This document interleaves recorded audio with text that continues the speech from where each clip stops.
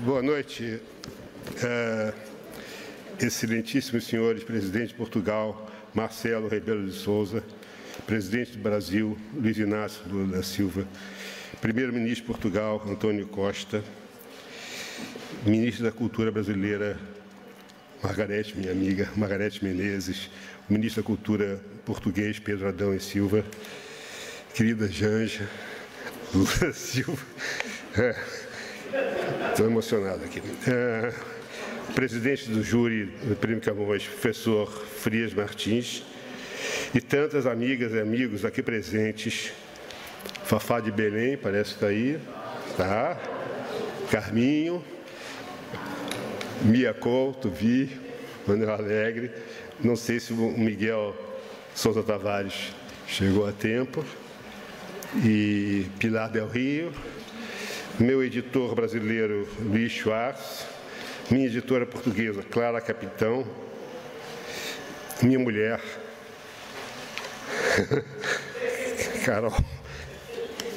Carol Proner.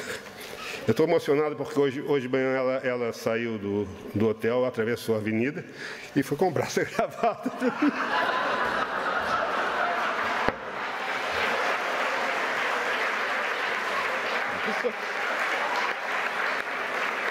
Isso me emociona. Ao receber este prêmio, penso no meu pai, o historiador e sociólogo Sérgio Buarque de Holanda,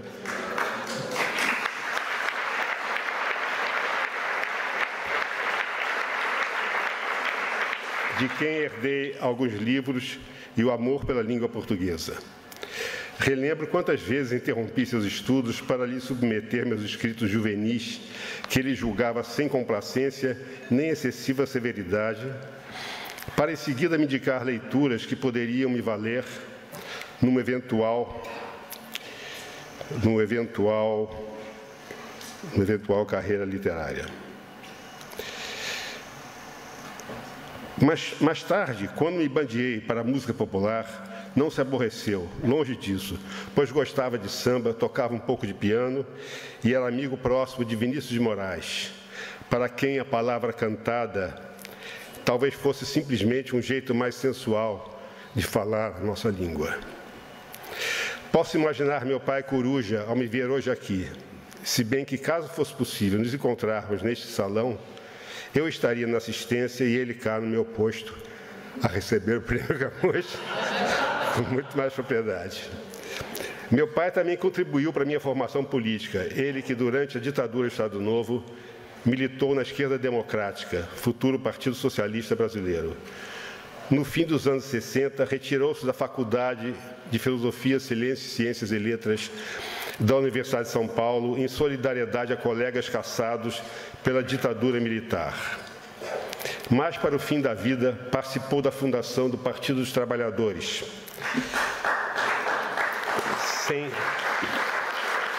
sem chegar a ver a restauração democrática no nosso país, nem muito menos pressupor que um dia cairíamos num fosso sob muitos aspectos mais profundo.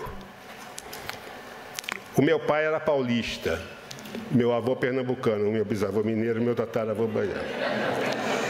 Tenho antepassados negros e indígenas, cujos nomes meus antepassados brancos trataram de suprimir da história familiar.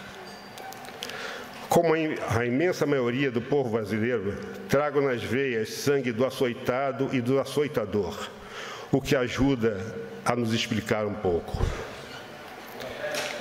Recuando no tempo em busca das minhas origens, recentemente vim a saber que tive por duodecavós paternos o casal Shem Tov Ben Abraham, batizado como Diogo Pires, e Orovida Fidalgo, oriundos da comunidade barcelense. A exemplo de tantos cristãos novos portugueses, sua prole exilou-se no Nordeste brasileiro do século XVI. Assim, enquanto descendente de judeus sefarditas perseguidos pela Inquisição, pode ser que algum dia eu também alcance o direito à cidadania portuguesa, a modo de reparação histórica. Já morei fora do Brasil e não pretendo repetir a experiência, mas é sempre bom saber que tem uma porta entreaberta em Portugal, onde mais ou menos sinto-me em casa e esmero-me nas colocações pronominais. Conheci Lisboa, Coimbra e Porto em 1966, ao lado de João Cabral de Melo Neto, quando aqui foi encenado seu poema Morte e Vida Severina, com músicas minhas. Ele, um poeta consagrado, e eu, um atrevido estudante de arquitetura. O grande João Cabral, primeiro brasileiro a receber o Prêmio Camões, sabidamente não gostava de música e nem sei se chegou a folhear algum livro meu.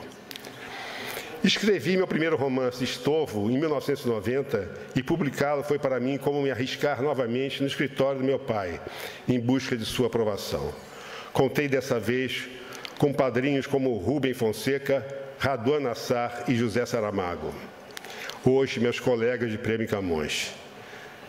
De vários autores aqui premiados, fui amigo, e de outros tantos, Brasil, de Portugal, Angola, Moçambique, Cabo Verde, sou leitor e admirador. E esqueci de citar antes, junto com a Mia Couto, nosso grande Manuel Alegre, aqui presente, que também já foi premiado com o Camões. Sou leitor e admirador, mas por mais que eu leia e fale de literatura, por mais que eu publique romances e contos, por mais que eu receba prêmios literários, faço gosto em ser reconhecido no Brasil como compositor popular e em Portugal como gajo que um dia pediu que lhe mandassem um cravo e um cheirinho de alecrim. Valeu a pena esperar por esta cerimônia, marcada não por acaso para a véspera do dia em que os portugueses descem a Avenida da Liberdade a festejar a Revolução dos Cravos. Lá se vão 4 anos que meu prêmio foi anunciado, eu já me perguntava se me haviam esquecido. Porque sabe, se prêmios também são perecíveis, têm prazo de validade. 4 anos, com uma pandemia no meio, davam às vezes a impressão de que um tempo bem mais longo havia transcorrido. No que se refere ao meu país, 4 anos de governo funesto duraram uma eternidade, porque foi um tempo em que...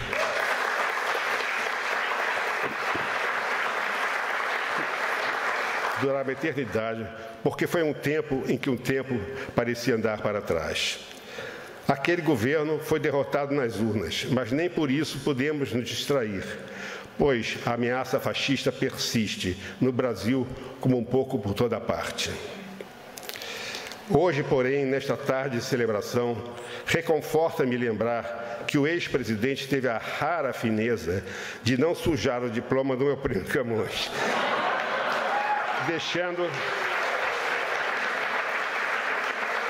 deixando seu espaço em branco para a assinatura do nosso presidente Lula.